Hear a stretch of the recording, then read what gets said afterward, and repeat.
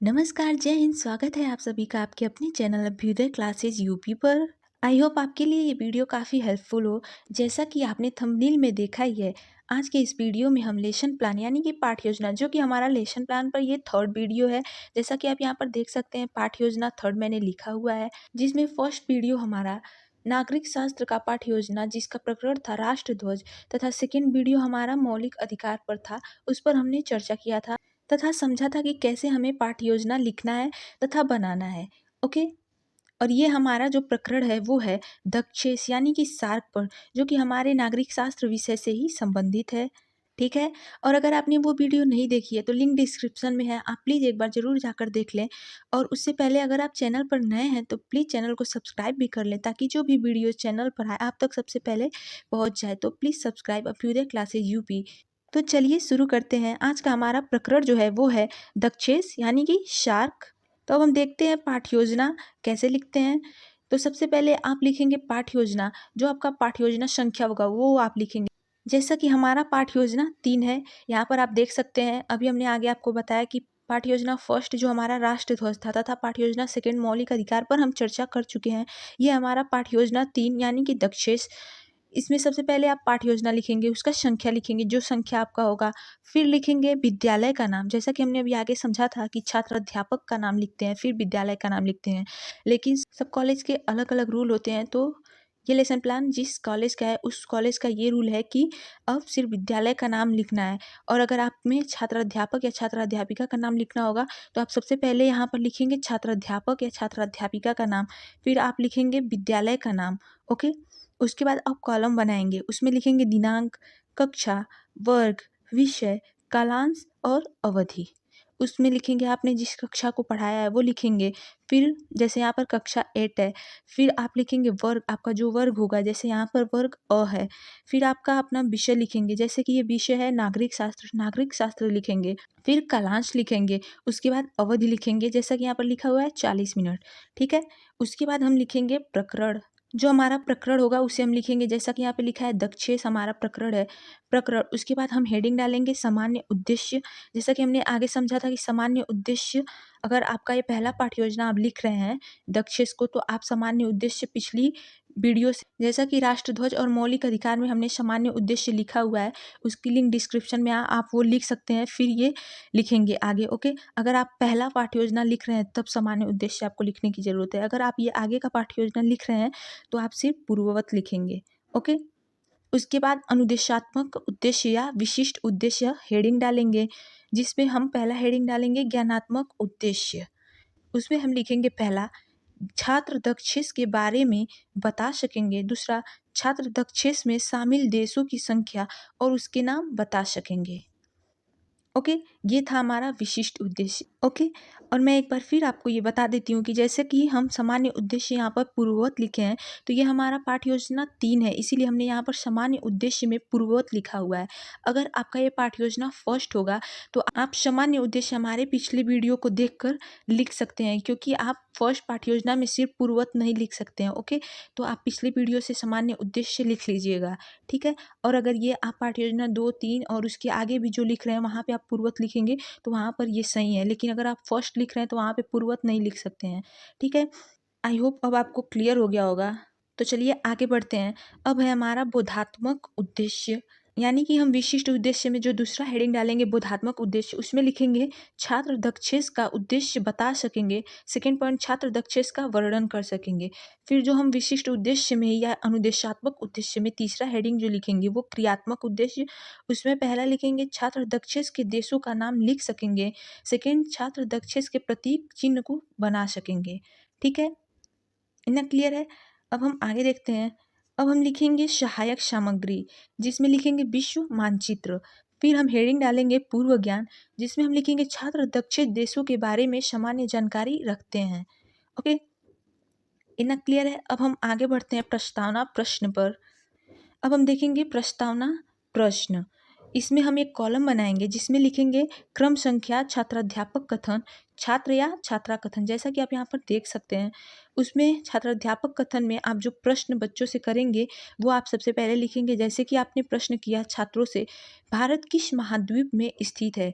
छात्र कथन में आप छात्र का उत्तर लिखेंगे। जैसा कि छात्र का उत्तर होगा भारत एशिया महाद्वीप में स्थित है। उसके बाद आपका सेकेंड क्वेश्चन जो होगा एशिया महाद्वीप में कितने देश हैं।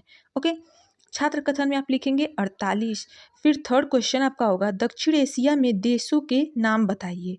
छात्र कथन में आप लिखेंगे भारत, पाकिस्तान, श्रीलंका, नेपाल इत्यादि। ठीक है। अब फोर्थ क्वेश्चन आपका जो होगा वो आप लिखेंगे दक्षिण एशिया के देशों के संगठन का नाम क्या है। तो यहाँ पे छात्र कथन होगा, यानी कि छात्र जो उत्तर देंगे वो होगा दक्षेश, तो आप लिखेंगे छात्र कथन में दक्षेश। ठीक है। अब आपका फिफ्थ क्वेश्चन जो होगा वो आप पूछेंगे दक्षेश के बारे में आप क्या जानते हैं। ओके, उसके बाद छात्र कथन में आप लिखेंगे मौन या समस्यात्मक। ठीक है। उसके बाद अब हमारा आ जाएगा हेडिंग जो डालेंगे आप उद्देश्य कथन, उसमें लिखेंगे छात्रों आज हम दक्षेश के बारे में विस्तृत अध्ययन करेंगे। ठीक है। अब हम आगे देखते हैं। अब हम हेडिंग डालेंगे जो उद्देश्य कथन के बाद वो लिखेंगे प्रस्तुतिकरण, यानी कि प्रस्तुतिकरण आप हेडिंग डालेंगे। और बहुत से कॉलेज में प्रथम अन्विति और द्वितीय अन्विति करके लिखवाया जाता है, तो आपके कॉलेज में जो जैसा होगा आप वैसे लिखेंगे। यहाँ पर प्रस्तुतिकरण है। ओके, उसमें आप एक कॉलम बनाएंगे जिसमें लिखेंगे क्रम संख्या, शिक्षण बिंदु, तीसरे में लिखेंगे छात्राध्यापक कथन, फिर लिखेंगे छात्र या छात्रा कथन और उसके बाद श्यामपट्ट कार्य। आप कॉलम बनाएंगे उसमें क्रम संख्या एक में जैसे शिक्षण बिंदु हमारा जो हो जाएगा दक्षेश हो जाएगा। दक्षेश में आप जो पहला क्वेश्चन करेंगे वो पूछेंगे दक्षेश की स्थापना कब हुई। छात्र कथन या छात्रा कथन में लिखेंगे 1985। उसके बाद आप दोबारा क्वेश्चन करेंगे दक्षिण में शामिल देशों की संख्या कितनी है। छात्र या छात्रा कथन में आप लिखेंगे 8। फिर आप थर्ड क्वेश्चन करेंगे दक्षिण के बारे में आप क्या जानते हैं। छात्र या छात्रा कथन मौन या समस्यात्मक हो जाएगा। फिर आप स्पष्टीकरण देंगे, तो हेडिंग लिखेंगे स्पष्टीकरण। ठीक है। उसमें आप लिखेंगे 1985 में दक्षिण एशिया के साथ देशों से मिलकर दक्षिण एशियाई संगठन दक्षेश बना। ओके, इतना क्लियर है। अब आगे देखते हैं। इसका स्थायी कार्य काठमांडू में है, यानी कि इसका हेडक्वार्टर जो है हमारा वो काठमांडू में है। दक्षिण को सार्क के नाम से भी जानते हैं। ओके, इतना क्लियर है। अब यहाँ पर लिखेंगे श्यामपट्ट कार्य में कार्यालय जो है काठमांडू में है, तो जो आप श्यामपट्ट कार्य करते हैं वही श्यामपट्ट कार्य वाले कॉलम में लिखते हैं। तो यहाँ पर आप क्या लिखेंगे काठमांडू में कार्यालय, यानी कि कार्यालय काठमांडू। ओके, जैसा कि आप यहाँ पर देख सकते हैं जैसे ये बना है कॉलम वैसे आप कॉलम बनाएंगे। ये यहाँ पर आप देख सकते हैं, आप इसका स्क्रीनशॉट ले सकते हैं। ठीक है, आप इसका स्क्रीनशॉट ले लीजिए। फिर हम आगे बढ़ते हैं। अब चलिए आगे देखते हैं। और अगर अभी तक आपने चैनल को सब्सक्राइब नहीं किया है तो प्लीज़ चैनल को सब्सक्राइब कर लें ताकि आगे आने वाली सभी वीडियो से आप परिचित हो सकें। ठीक है। अब सेकेंड पॉइंट जो है हमारा सेकेंड क्रम संख्या, उसमें शिक्षण बिंदु हमारा है दक्षेश में शामिल देश के नाम, वो हम पढ़ेंगे। तो सबसे पहले आप छात्राध्यापक कथन में लिखेंगे, या छात्राध्यापिका अगर आप हैं तो छात्राध्यापिका कथन में लिखेंगे दक्षेश यानी कि शार्क में शामिल देशों की संख्या कितनी है। छात्र या छात्रा कथन में लिखेंगे 8। फिर आप सेकेंड क्वेश्चन जो करेंगे दक्षेश में शामिल देशों के नाम बताइए। छात्र या छात्रा कथन में मौन हो जाएगा। फिर आप स्पष्टीकरण जो देंगे वो स्पष्टीकरण हेडिंग लिखकर लिखेंगे दक्षिण एशियाई देशों का संगठन जिसे दक्षेश नाम दिया गया, इसमें शामिल देशों के नाम निम्न हैं भारत, पाकिस्तान, श्रीलंका, नेपाल, बांग्लादेश, मालदीव, भूटान, अफगानिस्तान। ठीक है। अब हम देखते हैं श्यामपट्ट कार्य। श्यामपट्ट कार्य में आप जो श्यामपट्ट कार्य करेंगे जैसे यहाँ पर लिखा है भारत, भूटान, पाकिस्तान, बांग्लादेश, श्रीलंका, नेपाल, मालदीव, अफगानिस्तान, वो आप श्यामपट्ट कार्य में लिख देंगे। ठीक है।